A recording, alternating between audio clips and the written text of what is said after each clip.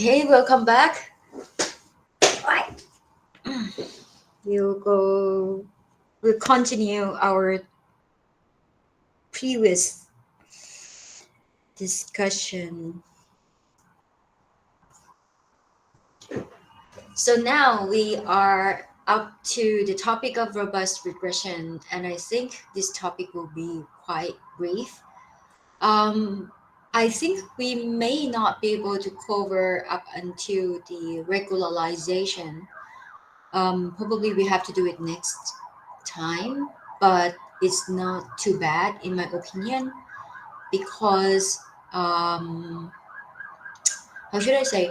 It's like if you rush on that one, I'm afraid that if you rush on that one, we may not fully get what is going on. That's something.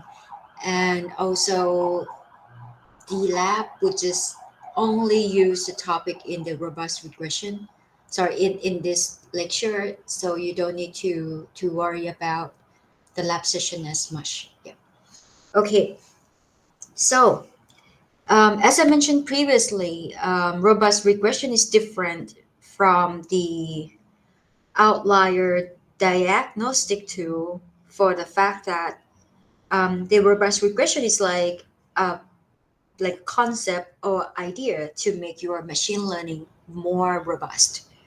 But the outlier diagnostics, the stuff that we would do in our lab, would be the algorithm to remove the outliers before passing your data through your machine learning. That is like a normal version of it. Okay. So, but please don't worry because everything that we discuss, I think we still record it. We okay, we still record it. So yeah. After the class, I will cut the videos to just the time that we do the lecture, and then yeah, you can view it if you want to recaps or if you try to catch up with others. That should be fine, and I will upload it to YouTube the same way. I'm not sure how far the YouTube would like how what like this what's gonna be the screen that it will capture. I'm not sure about this, but anyway, I will see if the quality is good enough. um, okay, so yes, given that was the difference, like one is the outliers removal, another is like the technique to make your machine learning more robust, and we have discussed already about this one and the way that it did the work to remove. Meanwhile, for the robust regression, it will go straight to our problem setting. Like, for example, when we said that we do the linear regression, right? We are going to learn the model parameters for the linear regression through solving a least square problem.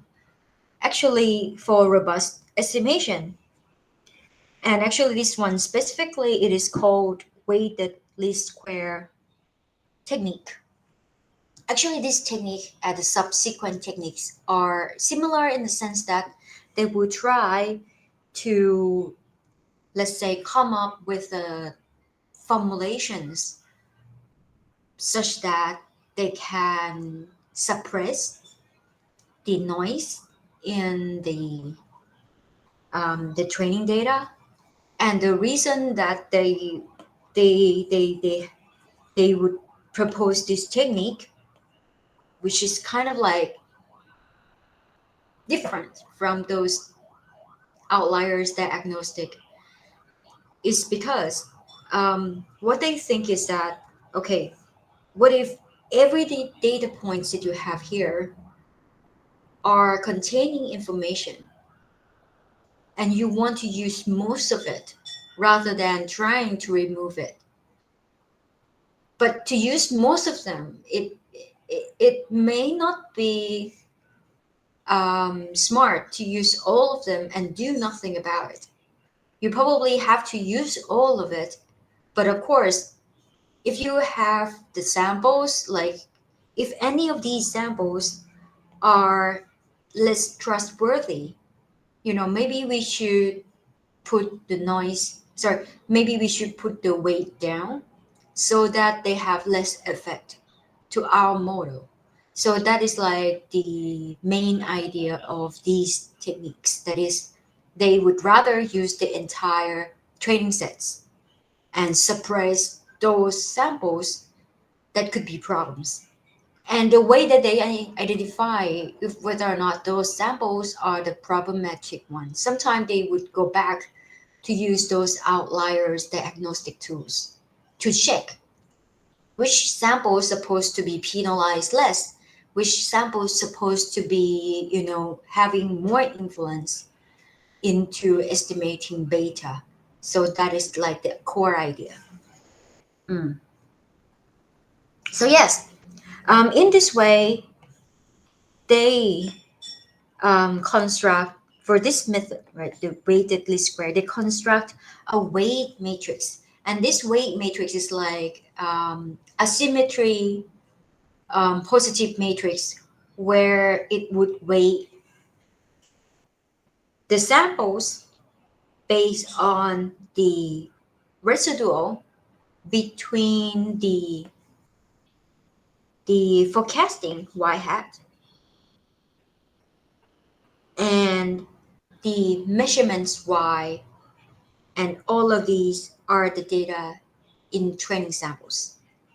So pretty much they try to weight down the training samples that could be problematic. And to do that, they may be putting like a weight view here, and this weight could be given. I'm not sure if there will be like a way to compute it, but let's say if you know what is the best possible weight for the view, then you can add it here. Well, in fact, let's say if the weight view is symmetry and then it can be decomposed like this, then you can put it like reshape this into L transpose L.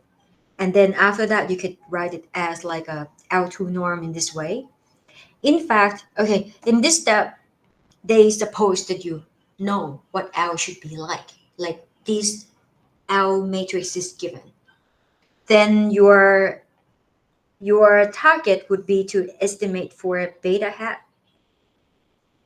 Sometimes I would denote it as like a beta subscript WLS because this came from like a weighted least square problem.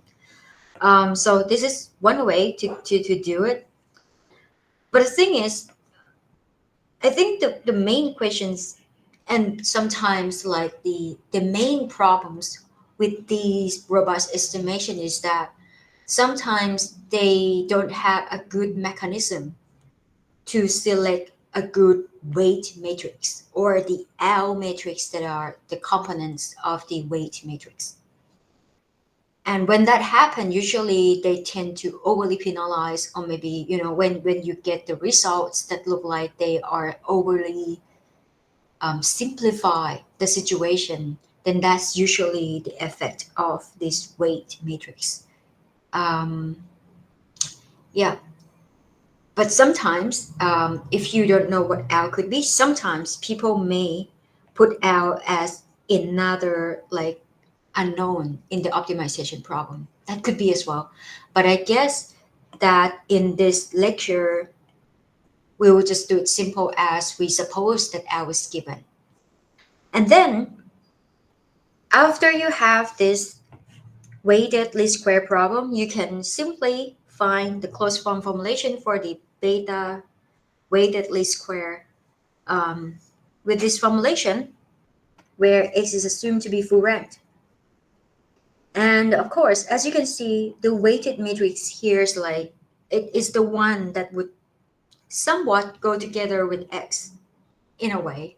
But yeah, I guess that I'm not sure if there's a good way to derive this aside from, yeah. But anyway, suppose we have it, so it should be fine.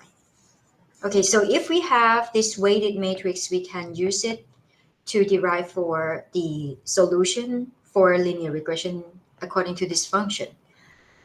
And this is just an example of what people do, let's say if they have like a weight matrix view, which is like a diagonal matrix, and of course you can use it to somewhat select the samples such that that samples will have more impact in learning the beta, like the weight model parameters in the linear regression. And yes, with that, they don't need to remove any data, but they just put less weight on those outliers or the one that they suspect as outliers. But of course, they have to find a way to get this weight matrix. Um, Alternatively, let's say if you don't want to find this weight matrix, but you rather enforce a different, maybe loss function or error distance, you can actually replace this L2 norm with other types of norm, which would help you suppressing the errors. For example, you may change from L2 norm to L1 norm, where it will kind of ignore the impact of the outliers or the residual that is further away from zero. Yep, anything that outstanding, it will has less output. It has less, it put less influence on those terms, but it will put high up. Okay, I think I shouldn't say it put high, because actually for the L1 loss, they don't put high weight at all. Actually, if you think about where did they have higher weight than the L2 norm, it's probably here around, like it's like if the residual is not that high, it's kind of enabling the loss to be a little higher than the generate L2 norm. But when the residual is really big, it will put less it's like it put less emphasis on that. And when we compare that to L2 norm, you can see that L2 norm enable a lot of emphasis on the one with high residuals or the one with outliers. That's why if you use L2 norm directly with the data samples with outliers, those outliers will dramatically change your solution. Yep. Or maybe sometimes we say that it's gonna drag your solution to a certain area. Alternatively, if you don't want to choose, let's say L1 or L2, but you kind of want a combination of it, because maybe in your case, you find that the small residual still, you still want it to be very small. Like you want to further suppress the error from those samples that are marginally far away from your measurements. It's like the marginal distance between your predictions and your measurements are already small, but you want to further suppress it. You want it to make it very, very accurate. Then you may be wanting to choose the L2 norm. But then when your residual is really large, you don't want the effect of L2 norm. Therefore, you'd rather switch it to L1 norm. Then this is like a Hoover function where you're kind of making like a piecewise function that contain both the L2 norm and L1 norm. And actually in this case, they use like the orange line, which is this one. Yep. And actually, if I remember correctly, you can adjust like slope of the this line here by adjusting the value m, um, which will correspond to the boundary where you start to switch between L1 and L2. But I wouldn't go deep into that. I think this is more like you know that you have the choice of switching from the generic vanilla L2 norm that we normally use in finding the model parameters in linear regression to maybe L1 norm or Huber norm, or even maybe you still want to keep the L2 norm but then you add like a weighted matrix into the loss function or maybe to the residual term such that it removes the impact of the outliers in your training samples. Okay, that's it. Um,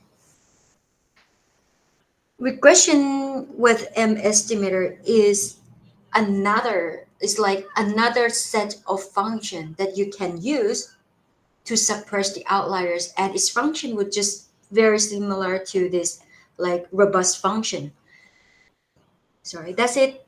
Well, let's say generally you have like a row function. You did notice as like, okay, sorry, this one is like a row function where you may be having like a residual, L2 residual, or maybe you have it as like an L1 residual.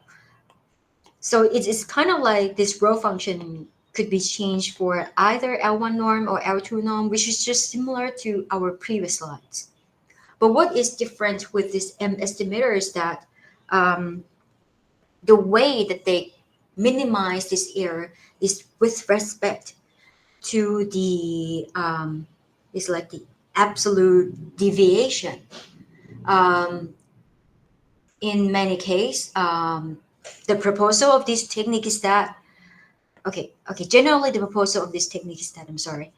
The proposal of this technique is about if you want to use the L2 norm for your function, maybe it's a good idea to use the like the deviation, which is like a standard deviation, which is like the square root of s square, sigma square. Sorry, maybe it's like a square root of sigma square or a sigma square. It depends on what r you're using.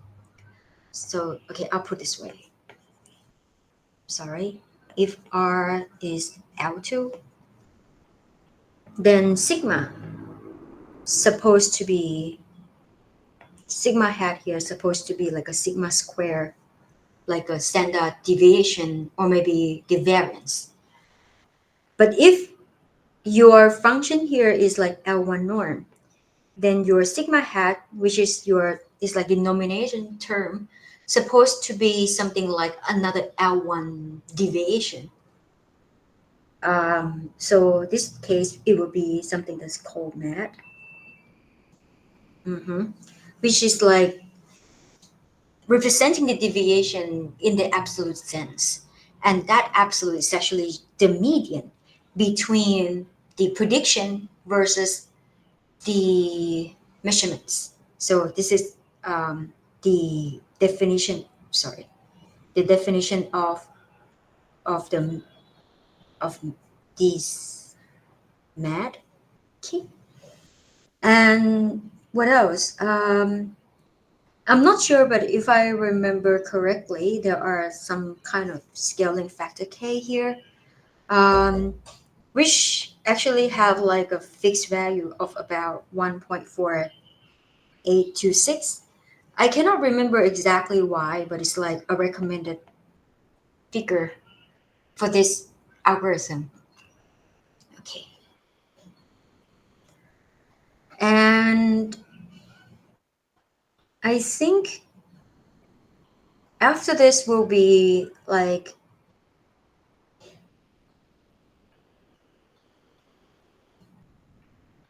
oh yes, it's about how, I'm sorry.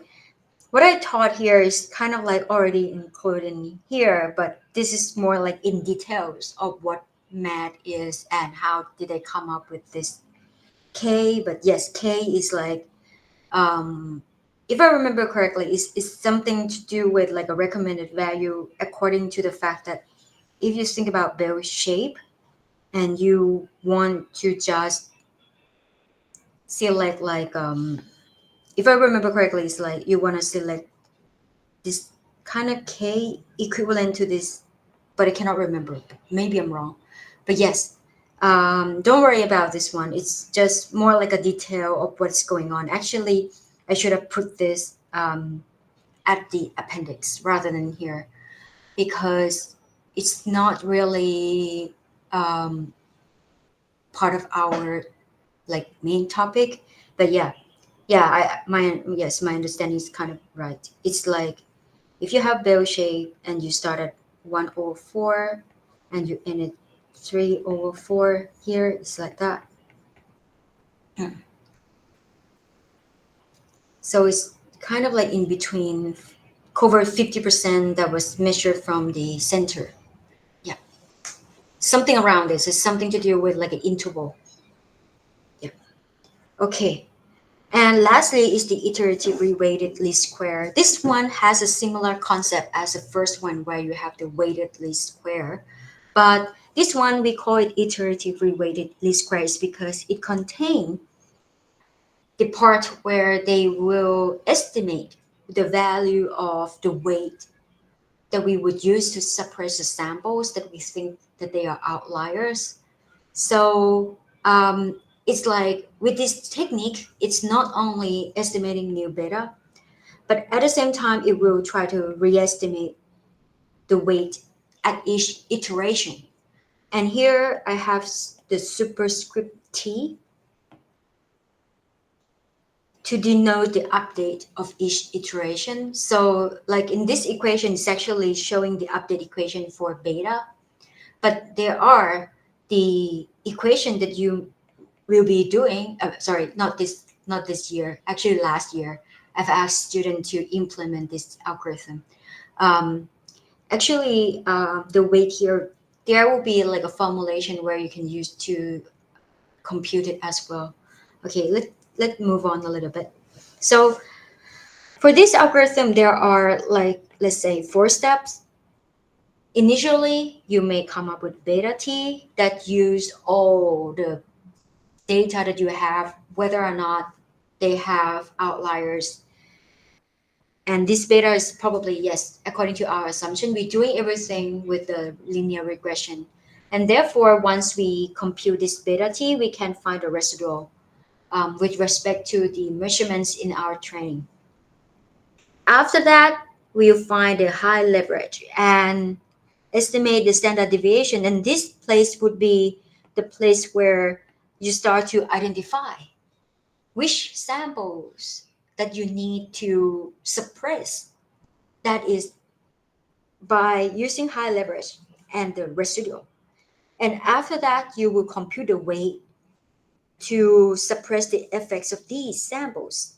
And after that, after you suppress those samples, then you can recalculate beta and as well as the new weights. So that is the step.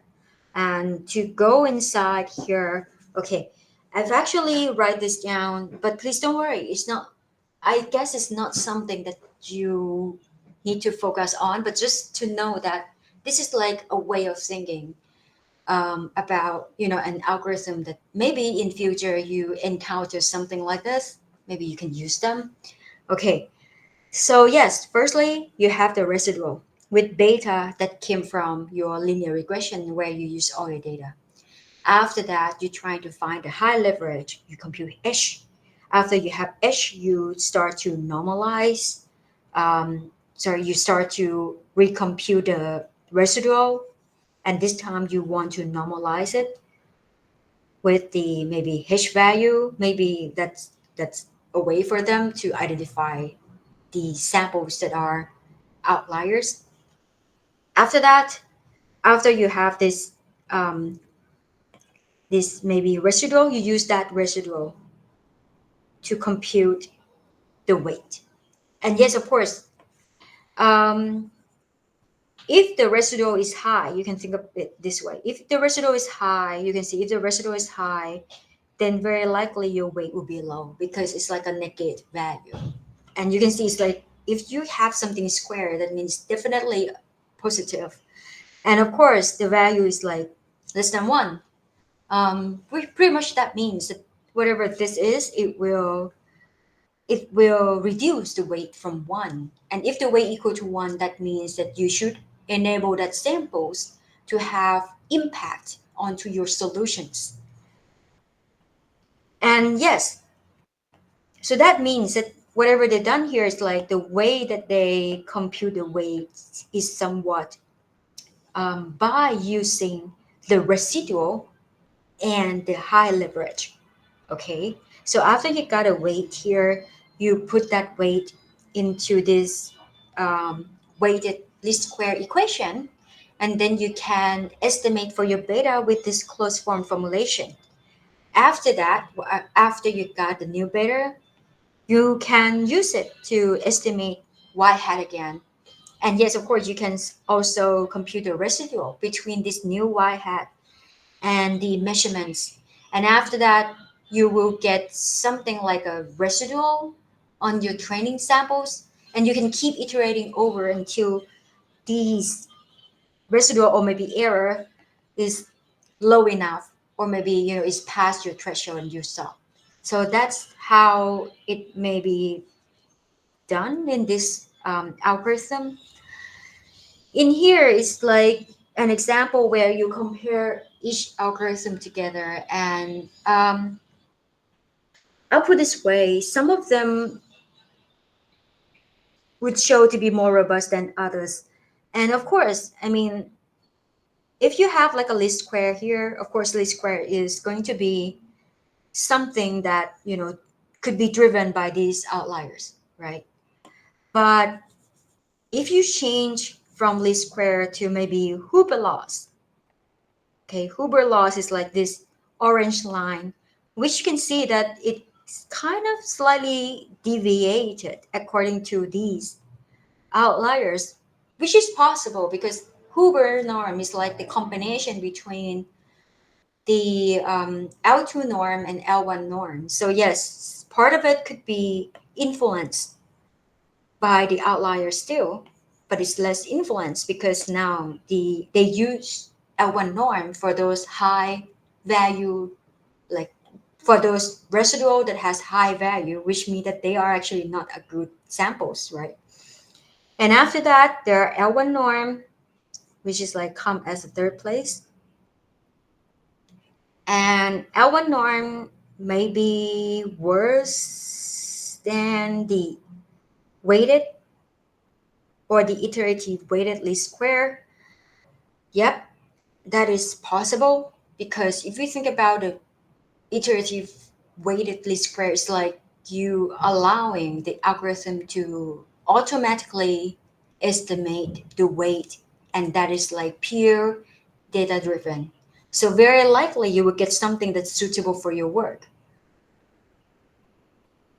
Yeah. So I guess that is all.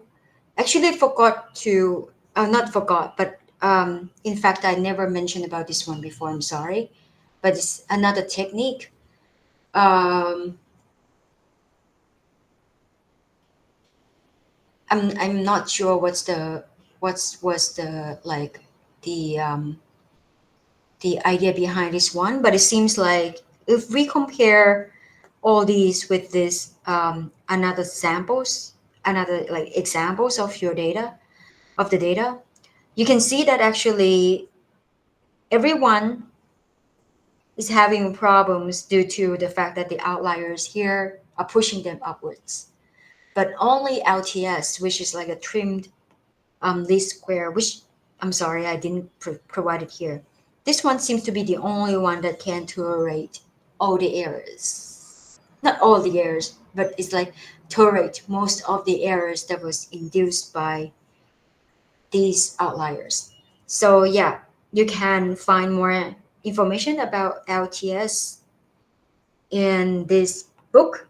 Yep, and that's it for today. Um, this is just like a summary of what we have learned. So yes, there are two types. Okay, before we say whatever types we have, first of all these algorithms are made for linear regressions.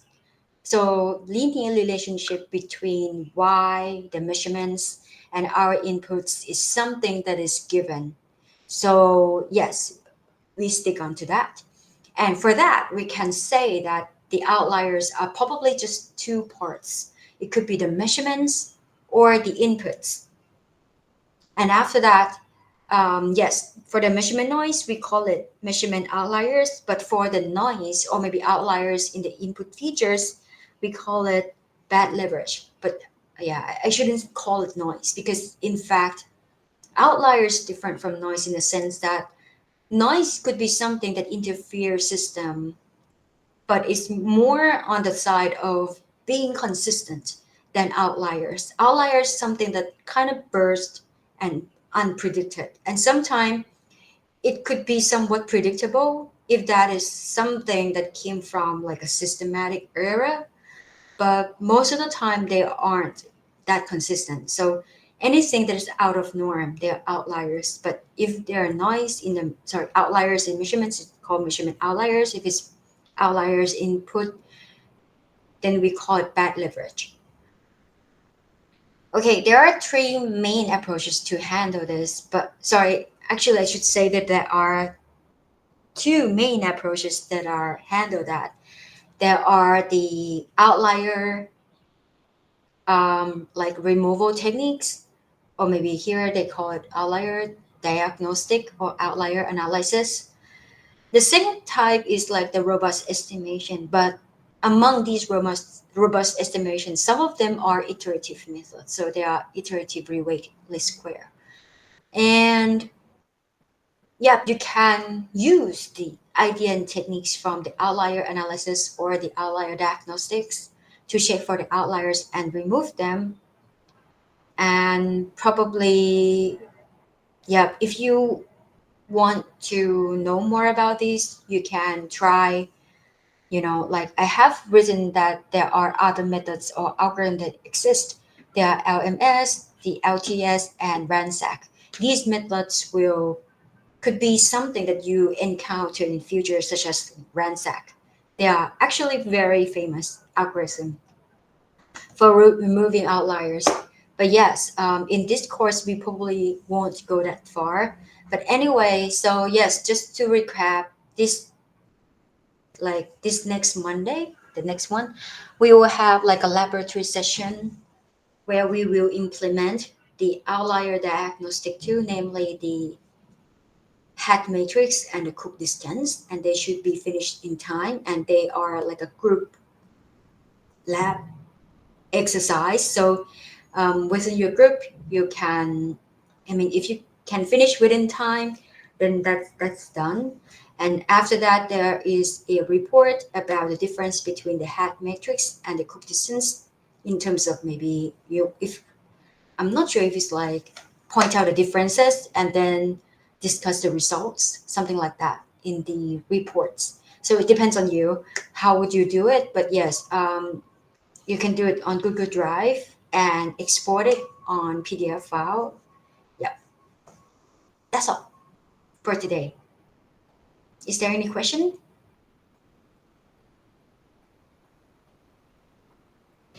Okay. Then shall we end the meeting? ขอบคุณค่ะอาจารย์ Okay. ขอบคุณค่ะ. And I'll end the meeting now.